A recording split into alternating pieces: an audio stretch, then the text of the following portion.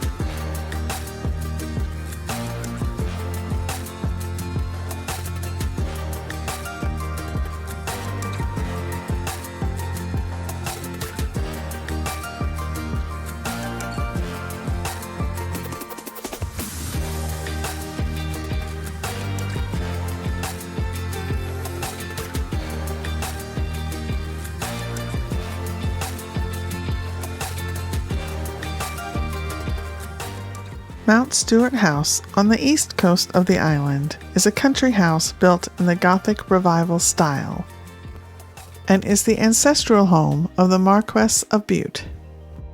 The original house was built in 1719 for the second Earl of Bute, but was rebuilt for the third Marquis of Bute following a fire in 1877. So the house we see today is Victorian, but it still has 2 earlier wings which are strikingly different style from before the fire. The house is set within 300 acres of gardens and wild woodland.